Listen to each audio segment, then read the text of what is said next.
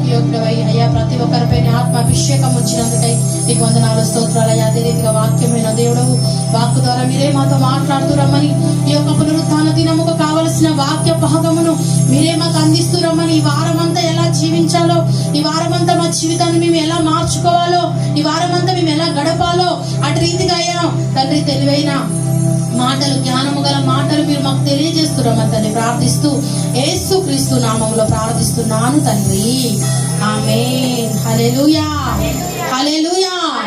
దేవాది దేవునికి మహిమ, ఘనత, ప్రభావములు కలుగును గాక. ఇప్పుడు వచ్చిన ప్రియ సంగమం మీ అందరికి కూడా హృదయపూర్వకమైన వందనాలు. అందరికి ప్రైజ్ లాడండి, పేరు పేరున అందరికి ప్రైజ్ లాడ్. బైబిల్ పఠనం పఠించుకుందాం.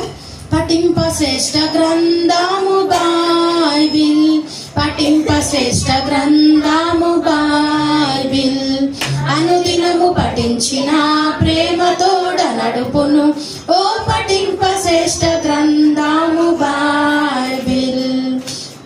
మరి ఈరోజు వాక్య భావంలోకి వెళ్దాం. మరి నెహెమ్యా గ్రంథము 13వ అధ్యాయము 17వ వచనం చదువుదాం. హల్లెలూయా.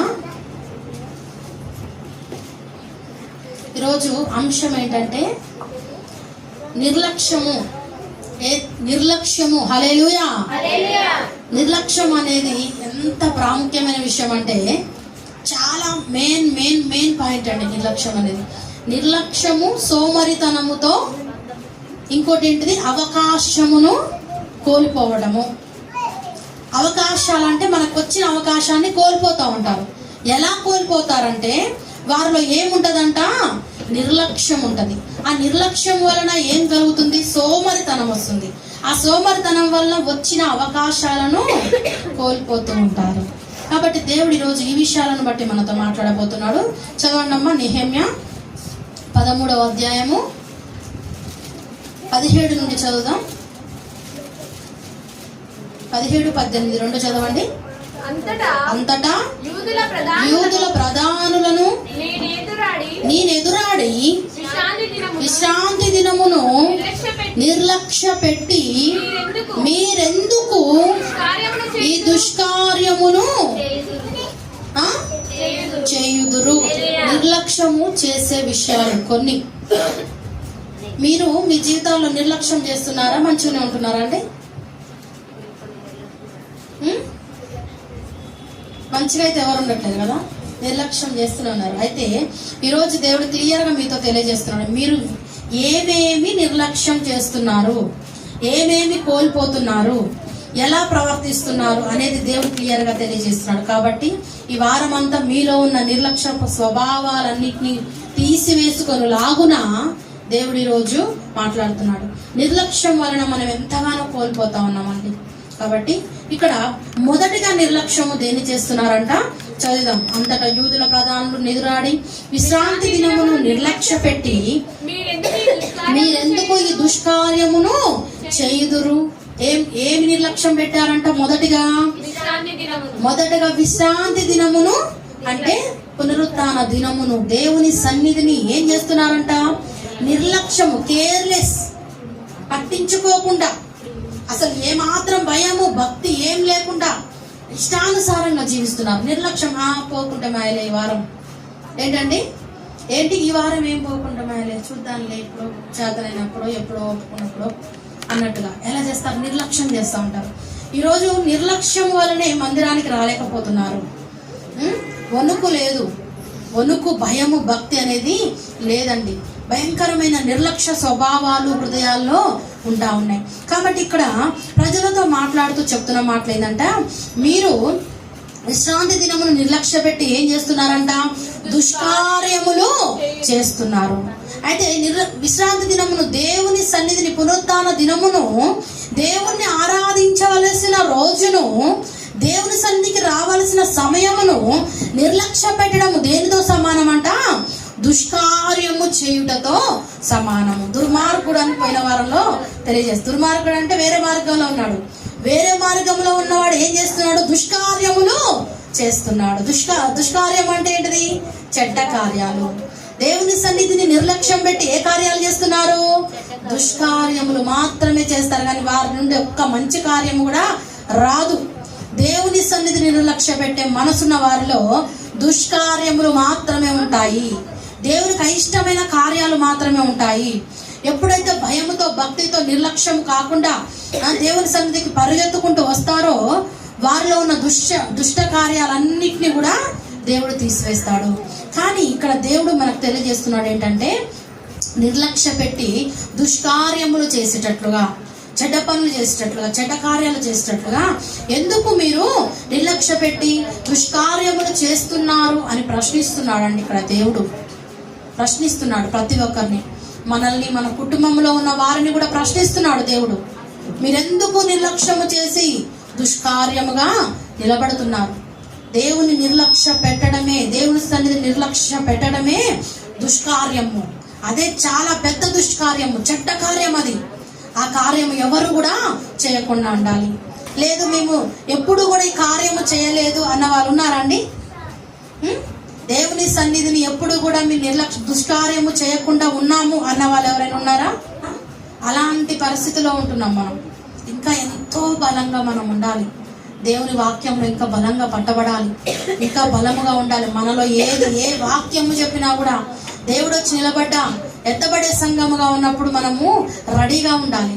కానీ ఇలా మనం సిద్ధపాటు లేకుండా తర్వాత ఇంకోటి ఏంటిది, నిర్లక్ష్య పెట్టి దేవుడు వచ్చినప్పుడు కూడా ఏంటంటే సిద్ధపాటు లేకుండా నిర్లక్ష్యముగా ఉండి పట్టించుకోకుండా ఉంటే దేవుడు రాకడ వచ్చింది. అప్పుడు ఎత్తబడతావా, విడవబడతారా? ఎందుకు మరి మనం దేవుని నమ్ముకోవడం ఎందుకు, ఈ పాటలు పాడడం ఎందుకు, ఈ ఆరాధన చేయడం ఎందుకు, ఈ ప్రార్థనలు ఇవన్నీ ఏమిటికి అసలు? అవునా? మనలో ఉన్న నిర్లక్ష్యపు భూతం అనేది మనల్ని ఎన్నో కోల్పోయేటట్లుగా చేస్తూ ఉంది. కాబట్టి నిర్లక్ష్యాన్ని తీసివేసుకోవాలి. దేవుడు క్వశ్చన్ వేస్తున్నాడు, ప్రశ్నిస్తున్నాడు. అయితే మీ పితరులను ఇట్లు చేసి దేవుని యొద్ద నుండి మన మీదికి ఈ పట్టణస్తుల మీదికి కీడు రప్పించలేదా? అయితే ఇంకొక మాట నిర్లక్ష్యం చేస్తున్నారు. ఏంటంటే మీ పితరులు ఇట్లు చేసి, మీ పితరులు అంటే మీ తల్లిదండ్రులు, మీరు ఇంకెవరైతే దుష్కార్యాలు దేవుని మార్గంలో లేని వారు ఉంటున్నారో, అయితే మీరు కూడా ఇప్పుడు పితరులుగానే ఉన్నారు. మీ తర్వాతి తరం వారికి మీరు మాత్రం ఈ తప్పు మాత్రము చెయ్యొద్దండి. అర్థమవుతుందా? ఒకవేళ మీకంటే ముందు వారు తెలవక వారు చేసి ఉండొచ్చు, కానీ మీరు మాత్రం అలా చేయడానికి వీలేదు. వారు చేసిన తప్పు వల్ల ఏం జరిగిందంట, దేవుని యొద్ద నుండి మన మీదికి ఈ పట్టణస్తుల మీదికి కీడు రప్పింపలేదా? ఇశ్రాయేలులపై ఏం తెచ్చారు? దేవుని ప్రజలపై ఏమొచ్చింది? దేవుని కోపము రగులుకుందాం. కొన్ని సందర్భాల్లో ఎవరు తీసుకొచ్చారంటే దుష్కార్యములు చేస్తూ దేవుని నిర్లక్ష్య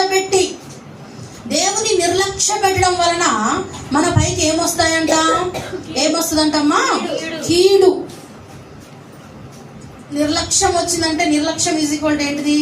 కీడు అని అర్థం చేసుకోండి. ఇక నుండి అర్థమైందా? ఒకవేళ కొంచెం ఏ మాత్రము నిర్లక్ష్యం మనలో వచ్చిందంటే దానికి ప్రతిఫలంగా మనం ఏం పొందుకుంటాము? కీడును పొందుకుంటాము. కాబట్టి ఎప్పుడు కూడా నిర్లక్ష్యం మనకు రావద్దు. దేవుని సన్నిధన్నా, దేవుని పనన్నా ఏది కూడా మనకు నిర్లక్ష్యం రావద్దు. మనము మన కుటుంబంలో ఉన్న కుటుంబాలతో, పురుషులతో మందిరానికి రావాలి. నిర్లక్ష్య స్వభావం ఉండకూడదు. ఎందుకంటే నిర్లక్ష్యపు వలన, ఎవరి వలన అంటే పితరులు చేసిన దానిని బట్టి కుటుంబానికి ఏమొచ్చిందంట, పట్టణానికి ఏమొచ్చిందంట? కీడు వచ్చింది. ఎవరి నిర్లక్ష్యము వలన నీ కుటుంబానికి కీడు వస్తుందో అర్థమైందా? ఎవరి నిర్లక్ష్యం వలన నువ్వు ఇబ్బందులు పడాల్సి వస్తుందో అర్థం చేసుకోవాలి. కుటుంబంలో పితరులే కాదు, నీ కుటుంబంలో ఉన్న వారి నిర్లక్ష్యం వల్ల కూడా ఈరోజు నువ్వు కీడు ఎదుర్కోవాల్సిన పరిస్థితులు. నువ్వు మంచి మార్గంలోనే వెళ్ళొచ్చు, కానీ నీ కుటుంబంలో ఉన్న వారు చేసే క్రియలను బట్టి ప్రతిఫలాలు నువ్వు కూడా అనుభవించేటట్లుగా ఉంటాయి. ఎందుకంటే ఒకే కుటుంబం కాబట్టి ఎవరిని బట్టి కీడు వస్తున్నదో అర్థం చేసుకోవాలి. తర్వాత పట్టణస్తుల మీదకి కీడు రప్పించింది. అయితే మీరు విశ్రాంతి దినమును నిర్లక్ష్య పెట్టి ఇశ్రాయేలుల మీదకి కోపము మర్యాదకముగా రప్పించుచున్నారని చెప్పి తిని. హల్లెలూయా. మరి అధికముగా కోపము రప్పిస్తున్నారు. దేవుడు ఓపిక బట్టి చూస్తా ఉన్నాడు. కానీ ఏం జరుగుతా ఉంది? ఏ మాత్రము దేవుడు సహనముకే పరీక్ష అన్నట్టు. ఎంతకాలమైనా ఇదే జరుగుతుంటది. కానీ ఒకనాడు ఇంకా అందరూ రావటము, దేవుని కోపానికి ఉగ్రతకు గురి కాకుండా ఉండడము. ఎన్ని వాక్యాలు వింటున్నా, ఒక నిర్ణయం తీసుకోవాలండి, ఒక తీర్మానం తీసుకోవాలి. తీర్మానాన్ని బట్టి మనం ఖచ్చితంగా దేవుని సన్నిధానంలో కనబడాలి.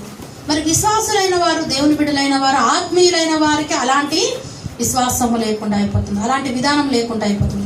కాబట్టి విశ్రాంతి దినమును నిర్లక్ష్య పెట్టి ఏం చేస్తున్నాడంట, ఇశ్రాయేలుల మీదికి కోపము మరి అధికముగా, అంటే దేవుని బిడ్డలైన వారి మీదికి ఏమొస్తుందంట, అంటే నిర్లక్ష్యము. ఇక్కడ ఎంత మంచి విశ్రాంతి దినము నిర్లక్ష్య పెట్టి ఏం తెచ్చుకుంటున్నారంట, కోపము మరి అధికముగా రప్పించుచున్నారు. దేవునికి కోపము రప్పించుచున్నారంట. మీ కుటుంబాలకు కీడు రావటమే కాదు, దేవుడికి ఇంకేమొస్తుంది, కోపం వస్తుంది. టీచర్సు పిల్లలు స్కూలుకు పోకపోతే తెల్లారిపోయారనుకోండి, ఏముంటుందండి, నిన్న రాని దానికి పనిష్మెంట్ ఉంటుందా ఉండదా, కొడతారా కొట్టరా, కోపం వస్తుందా రాదా, అమ్మ మంచి ముద్దుగా పనిచేసిన తల్లి మంచిగా ఉన్నావు అని చెప్పంటారా. తెల్లారి వీడి స్కూలుకు పోవాలంటే రాలేదో రాసి సంతకం పెట్టి, పేరెంట్స్ సంతకం పెట్టి పంపించాలి, లేదంటే అక్కడ కోటింగ్ ఎక్కింది, కోపం వస్తుంది. ఏదో ఒక పనిష్మెంట్ ఉంటుంది పోన్ దానికి, అలా జరుగుతుంది బయట. కానీ దేవునికి కూడా అదే రీతిగా అండి, మనం ఒక వారం రాకుండా ఇంకో వారం కోపం రాదా దేవునికి. రామ బంగారు కొండ, అబ్బా ఎంత ముద్దుకొచ్చి కూర్చున్నావో అంటాడండి దేవుడు. దేవుడికి కూడా కోపం వస్తుంది. మరి అధికముగా కోపము తెప్పించే వారముగా మనము ఉండకూడదు. రెగ్యులర్గా మనము దేవుని సన్నిధికి రావాలి, కరెక్ట్గా రావాలి, కరెక్ట్గా హాజరుపడాలి. ప్రతి ఆదివారం తీర్మానం తీసుకోవాలి, దేవుని కోపము మనం తెప్పించకూడదు. కాబట్టి ఈ విషయంలో ఈ మాటలు మనం అయితే ఏ విషయాలను నిర్లక్ష్య పెడుతున్నారు, మరి దేవుని సన్నిధిని, దేవుని మందిరాన్ని నిర్లక్ష్య పెడుతున్నాం కదా. తర్వాత ఇంకోటి ఏంటిది, దేవుని మాటలను కూడా నిర్లక్ష్య పెడుతున్నారా పెట్టలేరండి? అవును. మరి ఈరోజు ఇంతగానో మీ వాక్యాలు చెప్తున్నాం ఏంటిది, దేవుని సన్నిధిని నిర్లక్ష్యం చేయొద్దని. కానీ మరలా ఈ వాక్యాలు వచ్చే వారానికి గుర్తుంటాయా, అంతగా వదిలేస్తున్నారు. వదిలేసి దేవుని మాటలను కూడా నిర్లక్ష్యం చేస్తున్నారు. నిర్లక్ష్యపు స్వభావాలు పోవునుగాక, ప్రతి ఒక్కరిలో అవి కాలిపోవునుగాక. కాలిపోవాలండి. అసలు నిర్లక్ష్యం అనేది భయంకరం, అది నిర్లక్ష్యం. దేవుని మాటలను నిర్లక్ష్యం చేస్తూ ఉంటారు. దేవుడు చెప్పిన మాటలను ఎప్పుడు కూడా త్రోసి పుచ్చకూడదు, నిర్లక్ష్యము చేయకూడదు. ఆయన మాటలను హృదయం అనే పలక మీద రాసుకొని నెమరు వేసుకోవాలనుంది. అవునా, నెమరు వేసుకోవాలి. హృదయం అనే అంటే మనము పిల్లలకి రాసుకునేది నోట్స్ మీద, కానీ మనం ఎక్కడ రాసుకోవాలి దేవుని మాటలు, హృదయం అనే పలక మీద రాసుకుంటాం. హృదయములో రాసుకుంటే మనం వాటిని ఇక మరచిపోము. కాబట్టి దేవుని మాటలను అలా తీసుకోవాలి, నిర్లక్ష్యముగా తీసుకోవద్దు. నిర్లక్ష్యముగా తీసుకున్న వాళ్ళు పోయిన వారం వాక్యం చెప్పమంటే జ్ఞాపకం ఉండదు. అవునా, పోయిన వారం వాక్యం ఏంటిది అంటే నిర్లక్ష్యం. కాబట్టి వాక్యం ఎటో వెళ్ళిపోయింది, అసలు మాకు పట్టింపే లేదు. ఆ తర్వాత ఇంకోటి ఏంటిది, రక్షణను కూడా నిర్లక్ష్యం చేస్తారు. మనం తీసుకున్న రక్షణ, దేవుని సన్నిధిలో రక్షణ అనుభవాన్ని పొందుకున్న వారు ఉన్నారు చాలా మంది. కానీ ఆ రక్షణను కూడా వాళ్ళు నిలబెట్టుకోలేకపోతున్నారు.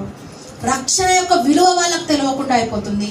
రక్షణను కూడా నిర్లక్ష్యం పెట్టి, నేను దేవుని నమ్ముకున్నాను, దేవుని బిడ్డగా ఉన్నాను, ఆయన రక్తము చేత కడగబడ్డాను, రక్షణ అనుభవంలో నేను ఉన్నాను, నేను ఆయన సొత్తును, లోకపు సొత్తును నేను కాదు అని అర్థం చేసుకొని ఆయన బిడ్డగా జీవించే అనుభవాలు లేకపోగా ఎలా ఉంటుందంట, రక్షణను కూడా నిర్లక్ష్యము చేస్తున్నారు, లైట్ తీసుకుంటున్నారు. రక్షణను ఏం చేస్తున్నారండి, రక్షణను ఏం చేస్తున్నారు, లైట్ తీసుకుంటున్నారు.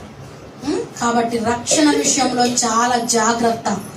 నశించిపోతున్న వారికి వెర్రితనము కానీ, రక్షణ నశించిపోయే వారికి ఎలా ఉంటుందంట, వెర్రితనముగా కనిపిస్తూ ఉంది. రక్షింపబడుచున్న వారికైతే దేవుని శక్తి అని, దేవుని శక్తి, రక్షణలో ఉన్న దేవుని శక్తిని గ్రహించుకోలేక రక్షణను కూడా ఏం చేస్తున్నారు, నిర్లక్ష్యము చేస్తున్నారు. ప్రశ్న వేస్తే చెప్పగలుగుతారా ఇప్పుడు, దేవుని నిర్లక్ష్యం చేసేవారు ఎవరంటే చేయెత్తుతారా? తర్వాత దేవుని సన్నిధి నిర్లక్ష్యం చేసే వాళ్ళు ఎవరు, దేవుని మాటలను నిర్లక్ష్యం చేసే వాళ్ళు ఎవరు, దేవుని రక్షణను నిర్లక్ష్యం చేసేవారు ఎవరు, ఆత్మీయతను కూడా నిర్లక్ష్యం చేస్తారండి. ఇది చాలా భయంకరమైన విషయం.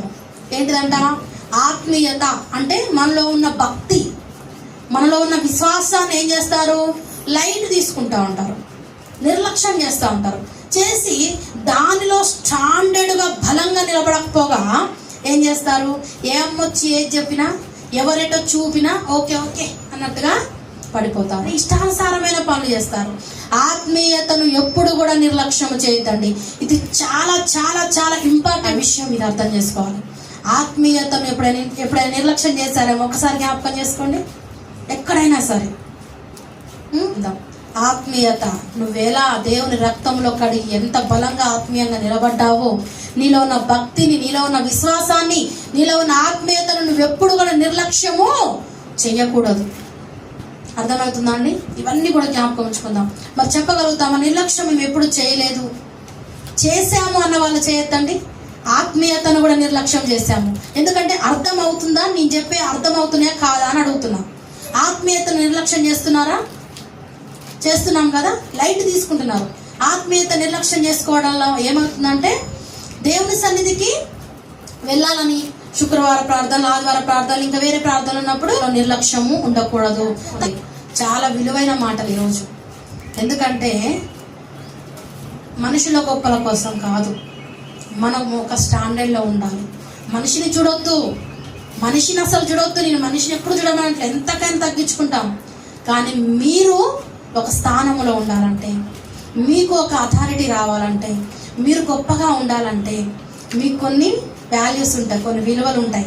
వాటిని మీరు వాటిని నిలబెట్టుకోవాలి. కాబట్టి దేవుని నిర్లక్ష్యం చేయొద్దు, సేవకులను కూడా నిర్లక్ష్యము చేయొద్దు. లైట్ తీసుకోవద్దు. లక్ష్య పెట్టినప్పుడు అది మంచిది కాదు. నిర్లక్ష్యం అనేది ఉండకూడదు, భయం ఉండాలి. దేవుని స్వయంగా మీరు చూడలేరు. కాబట్టి దేవుళ్ళు సెలవిస్తున్న మాటలు సేవకుల ద్వారా తెలియజేస్తాడు. కాబట్టి వారిని మనము గౌరవించాలి, అది తెలుసుకోవాలి. తర్వాత ఇంకోటి ఏంటిది, దేవుని వాక్యాన్ని నిర్లక్ష్యము చేయొద్దు. వాక్యము చెప్పుతున్నప్పుడు, మందిరంలో వాక్యం వింటున్నప్పుడు వాక్యాన్ని జాగ్రత్తగా వినరండి. నిర్లక్ష్య స్వభావముతో వాక్యమును నిర్లక్ష్యం చేసేది. వాక్యం అంటే దేవుడు, వాక్యం అంటే దేవుడు. దేవుని నిర్లక్ష్య పెట్టవు. మరి అట్లాంటప్పుడు వాక్యాన్ని కూడా నిర్లక్ష్య పెట్టకూడదు. అంత జాగ్రత్తగా వాక్యాన్ని వినాలి. తర్వాత దేవుడిచ్చిన తలాంతులను నిర్లక్ష్యం చేయకూడదు. దేవుడు మనకి ఏదో ఒకటి పెట్టాడా అండి, ఏదో ఒక పని అప్పగించాడా? తలాంతు అంటే నీకు ఇచ్చిన బాధ్యత, నీకు ఇచ్చిన పని, దేవుడు అప్పగించింది నీకేంటిదో, దేవుడిచ్చిన పనిని తూచా తప్పకుండా చేస్తున్నాను, అలాంటి అనుభవం మనకి కావాలి. తలాంతును మనం ఏం చేయాలంట? తలాంతును అడుక్కోవాలి. అయ్యా నాకు ఒక తలాంతు దయచేయి ప్రభువా నా ఆత్మీయ జీవితానికి అని చెప్పి దాన్ని ఏం చేయాలంట? ఆ తలాంతును నిర్లక్ష్యము చేయకూడదు. దేవుడిచ్చే జ్ఞానాన్ని కూడా నిర్లక్ష్యం చేయకూడదు. దేవుడు మనకిచ్చే తెలివిని, జ్ఞానాన్ని, మాటలను నిర్లక్ష్యం చేయొద్దు. లైట్ తీసుకోవద్దు. లోక జ్ఞానము తీసుకోవద్దు. దేవుని జ్ఞానము మనకి కావాలి. తర్వాత సువార్తను నిర్లక్ష్యం చేయకూడదు. దేవుని గురించి ఇతరులకు చెప్పే విషయంలో నిర్లక్ష్యము చేయకూడదు. చేతనైనంత మటుకు ఎవరికి చెప్పగలుగుతావో, ఎలా చెప్పగలుగుతావో అది చెప్పాలి. కానీ ఇప్పుడేం చెప్తానులే, అప్పుడేం చెప్తానులే, ఇప్పుడెందుకులే, అప్పుడెందుకులే అని నిర్లక్ష్య స్వభావము రానివ్వకూడదు. తర్వాత మెయిన్గా ఇంకోటి ఏంటిదంటే ప్రార్థనను నిర్లక్ష్యం చేస్తున్నారా? ప్రార్థన చేయాల్సిన టైంలో ఇప్పుడు కాదులే, ఆ పని తీరినాక చేస్తా, ఈ పని తీరినాక చేస్తా, ఇప్పుడు చేస్తా, అప్పుడు చేస్తా అని వాయిదాలు వేస్తున్నారండి. ప్రార్థన నిర్లక్ష్యం చేస్తున్నారా? సరే చేయొద్దండి. ప్రార్థనను నిర్లక్ష్యం చేసేవాళ్ళు, ప్రార్థనను నిర్లక్ష్యం చేస్తున్నామన్న వాళ్ళు చేయొద్దారు కదా. దేవుడు ఎందుకు ఇవన్నీ ఈరోజు మనకు తెలియజేస్తున్నాడంటే మనలో ఈ నిర్లక్ష్యాల వల్ల ఎంతో మనం కోల్పోతా ఉన్నాము, ఎంతో కీడు మన మీదకి వస్తుంది. కాబట్టి ఇవన్నీ కూడా మనం చేయకుండా ప్రతి మాటను బట్టి మనం ప్రార్థన చేసుకోవాలి. అయ్యా నీ ప్రార్థనను నిర్లక్ష్యం చేశాను ప్రభువా, వాక్యాన్ని నిర్లక్ష్యం చేశాను ప్రభువా, ఇక నుండి ప్రార్థనను నిర్లక్ష్యము చెయ్యను. తర్వాత ఇంకేంటిది, బైబిల్ చదవడాన్ని నిర్లక్ష్యం చేస్తూ ఉంటారు. ఏంటి చెప్పండి? బైబిల్ చదవడాన్ని కూడా ఇలా ఇంకా చాలా ఉన్నాయండి. ఇప్పుడు అది చెప్తే కుదరదు. కానీ ఇంకో మాట మనం చూసుకుందాము. మత్తయి సువార్త 25వ అధ్యాయంలో అయితే ఈరోజు అంశం ఏంటంటే నిర్లక్ష్యము వలన సోమరితనములో అవకాశాలను కోల్పోతున్నారు. ఏంటంట? నిర్లక్ష్యం వలన ఏమొస్తుంది? సోమరితనము, ఆ సోమరితనం వల్ల వచ్చిన అవకాశాన్ని కోల్పోతున్నారు. అయితే ఇక్కడ దేవుడు తలాంతును గురించి ఇక్కడ దేవుడు తెలియజేశాడు కదా, నీకు ఇచ్చిన తలాంతును నేను నిర్లక్ష్యము చేయొద్దు అనే దాన్ని బట్టి. అయితే మత్తయి సువార్త 25:14 నుండి చదవండి, 24 చదవండి. అక్కడ దేవుడు ఏం చేశాడంటే ఒక ముగ్గురిని ఎన్నుకోవడం జరిగింది. అందులో ఒకడికి 5 తలాంతులు, ఒకడికి 2 తలాంతులు, ఒకడికి 1 తలాంతు ఇవ్వడం జరిగింది. 5 తలాంతులు తీసుకున్నవాడు 5టికి 5 రెట్టింపు చేసి అప్పగించాడు. 2 తీసుకున్నవాడు 2కి 2 అప్పగించాడు. 1 తీసుకున్నవాడు ఏం చేశాడు, భూమిలో పాతి పెట్టి అయ్యా నీది నువ్వు తీసుకొని తిరిగి వాపస్ ఇచ్చేశాడు. తలాంతును ఏం చేశాడు, నిర్లక్ష్యము చేశాడు, పట్టించుకోలేదు. ఆయనకిచ్చిన తలాంతును ఆయన పట్టించుకోలేదు, కేర్లెస్ గా ఉన్నాడు, బాధ్యత రాహిత్యంగా ఉన్నాడు, ఊడ్చిపెట్టాడు. నాకు అవసరం లేదులే, నేను చెయ్యనులే. దేవుడు నీకు ఇచ్చిన పనిని, నీకు ఇచ్చిన బాధ్యతను నువ్వు పూడ్చిపెడుతున్నావా?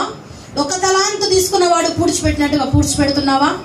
దేవుడు ఆ వ్యక్తితో మాట్లాడుతున్నాడు, వెళ్ళి నీ తలాంతును భూమిలో దాచిపెట్టి తిని, ఇదిగో నీది నీవు తీసుకోనమని చెప్పాను. అందుకు అతని యజమానుడు వాణ్ణి చూచి, సోమరివైన చెడ్డదాసుడా, ఏమంటున్నాడండి, సోమరివైన చెడ్డదాసుడా అంటున్నాడు. తలాంతులు నెరవేర్చిన వారిని ఏమంటున్నాడంటే 21లో, బలా నమ్మకమైన మంచి దాసుడా, నువ్వు కొంచెములో నమ్మకముగా ఉన్నావు కాబట్టి అనేకమైన వాటి మీద కూడా నిన్ను నియమిస్తాను అని చెప్పడం జరిగింది. కానీ 1 తలాంతు తీసుకున్న వాడితో ఏం చెప్తున్నాడు, సోమరివైన చెడ్డదాసుడా. సోమరితనము ఎందుకు వచ్చింది? ఆ సోమరితనము నిర్లక్ష్యము వలన, నిర్లక్ష్యము వలన వచ్చింది. నిర్లక్ష్యం, అది నిర్లక్ష్యపడుతున్నాడు. ఇక దీంతో నేనేం చేస్తా, నేనేం చేస్తలే అనేసి నిర్లక్ష్య స్వభావం వల్ల, దాన్ని పట్టింపు లేకపోవడం వలన దాన్ని ఏం చేశాడంట, భయం అంటే అది వాడుకోవద్దు, ఖర్చు చేయొద్దు అనే భయంతో పుడిచిపెట్టాడు. అంతేగాని దాన్ని డబల్ చేయడానికి కాదు భయం. దాన్ని డబల్ ఎందుకు చేయలేదంటే నిర్లక్ష్యం వలన చేయలేకపోయాడు. కాబట్టి మరి ఏం చేశాడంట, సోమరివైన చెడ్డదాసుడా అంటున్నాడు. దేవుడు అప్పగించిన తలాంతును, దేవుడు చెప్పిన పనిని చేయకపోయినట్లయితే సోమరివారు. హల్లెలూయా. మరి మీరు సోమరులా మంచివారా చెప్పండి? సోమరులా మంచివారా అండి? సోమరులే కదా. తలాంతును ఏం చేస్తున్నారు, దేవుడు ఇచ్చిన పనిని ఏం చేస్తున్నారు, పూడ్చిపెడుతున్నారు, పట్టించుకోవట్లేదు, పనిని రెట్టింపు చేసుకోవట్లేదు, సంవత్సరం దాన్ని అభివృద్ధి చేసుకోవట్లేదు. దాన్ని ఏం చేస్తున్నారు, ఎప్పుడు అది వదిలేస్తున్నారు, అసలుకే మొత్తానికి వదిలేసి పక్కన పెట్టేసి హ్యాపీగా కూర్చుంటున్నారు. కానీ దేవుడు ఎంత కోపగించుకున్నాడు చెప్తున్న మాట ఏంటంటే, సోమరివైన చెడ్డ దాసుడు అంటున్నాడు. నిర్లక్ష్య స్వభావం వలన సోమరితనం వస్తూ ఉంటుంది. సోమరితనం వలన ఏమి కోల్పోతారు, అవకాశాలను కోల్పోతారు. ఇప్పుడు ఇతనికి వచ్చిన అవకాశాన్ని ఏం చేశాడండి, కోల్పోయాడు. మిగతా 2కు వచ్చిన అవకాశాన్ని వాళ్ళు ఏం చేసుకున్నారు చెప్పండి అమ్మా? అవకాశాన్ని ఉపయోగించుకున్నారు, వాళ్ళు మంచిగా ఉపయోగించుకున్నారు, మంచి పేరు తెచ్చుకున్నారు, ఇంకా అనేకమైన వాటి మీద వారిని నియమించేటట్లుగా అలాంటి స్థానాన్ని సంపాదించుకున్నారు. కానీ ఈ యొక్క సోమరైన వాడు ఏం చేశాడు, ఉన్నదాన్ని కూడా కోల్పోయి, దేవుడు ఎంతగా అతన్ని కలిగిన వారికి ఇవ్వబడును అని చెప్పి ఆ తలాంతు వాని యొద్ద నుండి తీసివేసి మరలా 10 తలాంతుల వారికి ఇవ్వడం జరిగింది. అంటే వచ్చిన అవకాశాన్ని కోల్పోకూడదండి. ఎప్పుడైనా సరే దేవుడిచ్చిన దాన్ని, అవకాశాన్ని కోల్పోకూడదు.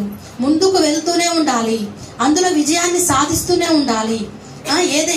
ఏమైనప్పటికీ, ఎన్ని కష్టాలు, ఎన్ని బాధలు, ఎన్ని శ్రమలు, ఎన్ని వేదనలు వచ్చినప్పటికీ కూడా మనం ముందుకే సాగాలి. కానీ కొద్దిదే కదా, ఇది ఇలా ఉంది కదా, ఇది అలా ఉంది కదా, నాకు ఇచ్చిన తలాంతుని నెరవేర్చుకోలేకపోతున్నాను, నా బాధల వలన, నా కష్టాల వలన, నా శ్రమలు నాకు ఒక్కదానికే వస్తున్నాయి, ప్రపంచం మీద ఎవ్వరికి కూడా ఇలాంటివి లేవు, కాబట్టి దేవుని పని నేను చేయలేను, దేవుడు నాకు అప్పగించిందని నేను చేయలేను అని అనుకుంటా ఉంటారు. కానీ అప్పుడు ఏమవుతారు, సోమరి వాళ్ళు అవుతారు. సోమరి అయిన వాడు బాగుపడడు. అర్థమైందా? ఎక్కడున్నాడు అక్కడే ఉంటాడు, వాడి జీవితం అంతా అదే స్థితి. అభివృద్ధి అనేది ఉండదు, విజయం అనేది ఉండదు ఆ జీవితానికి. అవకాశాన్ని కోల్పోతున్నాడు.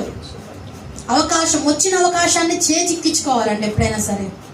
కొన్నిసార్లు ఎక్కడికైనా మనం ప్రార్థనకు కానీ, మీటింగ్స్ కానీ, ఇంకెక్కడైనా ప్రార్థన గృహ కూడికలు పెట్టినప్పుడు కానీ ఎక్కడికైనా వెళ్ళాల్సిన పరిస్థితులు వచ్చినప్పుడు ఏం చేస్తారు తెలుసా? అవకాశాన్ని కోల్పోతున్నారు, చాలా మంది కోల్పోతున్నారు. వచ్చిన అవకాశాన్ని, దేవుని నామములో వచ్చిన అవకాశాన్ని ఏది కూడా పోగొట్టుకోవద్దు, దాన్ని నెరవేర్చుకునేటట్లుగా ఉండాలి. తర్వాత సామెతలు 6వ అధ్యాయము 8వ వచనంలో కూడా ఒక మాట ఉంది చూడండి. సోమరుని గురించి దేవుడు అక్కడ క్లియర్ గా రాయిస్తున్నాడు. చదవన్న కొంచెం 6 పై నుండి చదువు. సోమరి చీమల యొద్దకు వెళ్ళుము, వాటి నడతలు కనిపెట్టి జ్ఞానము తెచ్చుకునుము. వాటికి న్యాయాధిపతి లేకునను, పై విచారణకర్త లేకునను, అధిపతి లేకునను, అవి వేసవి కాలమందు ఆహారము సిద్ధపరచుకొనును. హల్లెలూయా. సోమరిని గురించి దేవుడు తెలియజేస్తున్నా. ఇంతకంటే ఎక్కువ ఇక దేన్ని కూడా ఉదాహరణ మనకి ఇవ్వలేడండి దేవుడు. చీమలను చూసి నేర్చుకోవాలి. అయితే ఇక్కడ చదువుతున్న మాట ఏంటంటే, వాటికి న్యాయాధిపతి లేకునను, పై విచారణకర్త లేకునను, అధిపతి లేకునను. అంటే దీన్ని బట్టి అర్థం చేసుకోవాల్సింది ఏంటంటే, సోమరి ఏం చేస్తాడంటే ఎప్పుడు వారికి పైన ఎవరన్నా ఒక్కరు ఉండాలి, ఫోన్లు చేసి పిలవాలి వాళ్ళని. అర్థమైందా? ఎప్పుడు ఫోన్లు చేస్తూ ఉండాలి, పిలుస్తూ ఉండాలి. 8:8 చదవమన్నా ఏంటిది? అవి వేసవి కాలమందు ఆహారము సిద్ధపరచుకొనును. సిద్ధపరచుకొనును అనేది అండర్లైన్ చేసుకోండి. పొద్దున్న లేవంగానే శనివారం ఒకసారి చీమలు సిద్ధపరచుకుంటాయి. ఏంటిది? చీమలు సిద్ధపరచుకుంటాయి వాటి జీవన విధానాన్ని, లైఫ్ సర్కిల్ అయ్యి ఏం చేసుకుంటాయి? సిద్ధపాటు చేసుకుంటాయి. వాటికి అంతా ఒక లెక్క ఉంటుంది. మన జీవితానికి ఒక సిద్ధపాటు ఉందా అండి? ఇప్పుడు రాములే అప్పటికప్పుడే సిద్ధపాటు లేని జీవితాలు, సోమరి జీవితాలు, అవి మనకొద్దు. ఇక్కడ చీమలు ఏం చేస్తున్నాయంటే సిద్ధపరుచుకుంటున్నాయి. నీకుందా సిద్ధపాటు? దేని విషయమైనా సిద్ధపాటు మనకుంటుందా? దేవుని సన్నిధికి రావడానికి కూడా సిద్ధపడాలి. సాక్ష్యము చెప్పడానికి కూడా ముందు రోజే ప్రార్థన చేసుకొని సిద్ధపడి రావాలి. ఇక సిద్ధపాటు గురించి ఇంకా చాలా ఉన్నాయి చెప్పాలంటే. కానీ చీమలు ఏం చేస్తున్నాయంటే సిద్ధపడుతున్నాయి. నువ్వు సిద్ధపడాలి. చీమలను చూసి నేర్చుకో. దేవుడు చెప్పింది చీమలను చూసి సోమరి చీమలను చూసి నేర్చుకుంటున్నాడు సోమరికి. అయితే ఆ సోమరి ఇంకేం నేర్చుకోవాలంట? సిద్ధపడటం కూడా నేర్చుకోవాలి. నీకు సిద్ధపడటం రావట్లేదు కదా సోమరి, చీమలు ఎలా సిద్ధపడుతున్నాయో వాటిని చూసి నేర్చుకో. అర్థమవుతుందా? కాబట్టి ఇలాంటి అనుభవంలో సిద్ధపరచుకోవడం అండర్లైన్ చేసుకురా. చీమలు, దాని పక్కన చీమలను కూడా రాసుకోండి. చీమలు సిద్ధపరచుకుంటున్నాయి. మనం దేవుని సన్నిధికి సిద్ధపడుతున్నామా? సిద్ధపాటుగా నడుస్తున్నామా? ఏదైనా దేవుని కార్యక్రమాలకు సిద్ధపడుతున్నామా? ఒక్కరితో చెప్పించుకోవద్దు. అర్థమైందా? సిద్ధపాటు లేకుండా ఉండకూడదు. కాబట్టి మరి ఈ విషయాలను బట్టి ప్రతి ఒక్కరం కూడా ప్రార్థన చేసుకుందామండి. మరి దేవుడు మనకు తెలియజేసిన మాటలను బట్టి నిర్లక్ష్యము వలన ఏమొస్తుందంట? సోమరితనం వస్తుంది. సిద్ధపాటు లేకుండా మనం ఉంటాం. అవకాశాన్ని ఉపయోగించుకోకుండా, అవకాశాన్ని, దేవుడిచ్చిన తలాంతుని, దేవుడిచ్చిన పనిని. అయితే సిద్ధపాటు లేకపోవడం వల్ల మనం అక్కడికి పోగలుగుతామా? టైంకి ఆ కార్యక్రమంలో మనం ఉండగలుగుతామా? ఆ సంతోషంలో మనం పాలు పొందుకోలేస్తామా? అన్ని కోల్పోతాం. అవునా కదా? అవకాశాలు, చేతికొచ్చిన అవకాశాలు, దేవుడు అందులో ఎన్ని ఆశీర్వాదాలు ఉంచాడు. అక్కడికి వెళితే ఏ ఆశీర్వాదం పొందుకుంటావు నువ్వు. కానీ అవకాశాన్ని కోల్పోవలసిన పరిస్థితి. ఎందుకు అంటే నువ్వు సిద్ధపాటు లేదు కాబట్టి. సిద్ధపాటు ఎందుకు లేదంటే నువ్వు సోమరివి కాబట్టి. సోమరితనం ఎందుకు వచ్చిందంటే నీలో ఉన్న నిర్లక్ష్యాన్ని బట్టి. ఇవన్నీ చాలా చాలా చాలా చాలా జాగ్రత్తగా అర్థం చేసుకొని ప్రతి మాటను కూడా చాలా సీరియస్గా, బీ సీరియస్గా తీసుకోండి. ఏ సీరియస్? బీ సీరియస్గా తీసుకోండి. ప్రతి మాట తీసుకొని వీటిని బట్టి మనం బలంగా, స్థిరంగా ఉండేట్లు. అయ్యా, మాలో నిర్లక్ష్యం ఉండకూడదు, సోమరితనం ఉండకూడదు. చీమలు ఏం చేస్తున్నాయి? సిద్ధపరచుకుంటున్నాయి. అయ్యా, చీమలను చూసి ఈరోజు మేము నేర్చుకుంటున్నాం ప్రభా. మాలో ఉన్న ఏంటిది? సోమరితనాన్ని తీసివేయండి. చీమలను చూసి సోమరితనాన్ని నేర్చుకుంటున్నాం ప్రభా. చీమలను చూసి సిద్ధపాటును నేర్చుకుంటున్నాం ప్రభా. మాలో ఉన్న నిర్లక్ష్యం కూడా అదండి. అవి నిర్లక్ష్యం ఉండవు. చీమలు ఎంత జాగ్రత్తగా ఉంటాయంటే అంత జాగ్రత్తగా ఉంటాయి, అంత జాగ్రత్తగా వెళ్తూ ఉంటాయి. కాబట్టి ఇటు వాక్యమును బట్టి ప్రతి ఒక్కరం కూడా మోకరించుదాం, ప్రార్థన చేసుకుందాం. ఈ లక్షణాలు, ఒకవేళ నిర్లక్ష్యము ఏవైతే మనలో ఉంటా ఉందో ఆ నిర్లక్ష్యం పోవాలి, మొత్తం పోవాలి నిర్లక్ష్యము. దేవుని సన్నిధి అంటే నిర్లక్ష్యం పోవాలి. ఏ నిర్లక్ష్యాలు కలిగి ఉంటున్నావు? హల్లెలూయా, హల్లెలూయా. ప్రతి ఒక్క నిర్లక్ష్యము దేవుడు తీసివేసేటట్లుగా ప్రార్థన నాలో ఉండకూడదు ప్రభా. సిద్ధపాటు లేకుండా నేను ఉండకూడదు ప్రభా.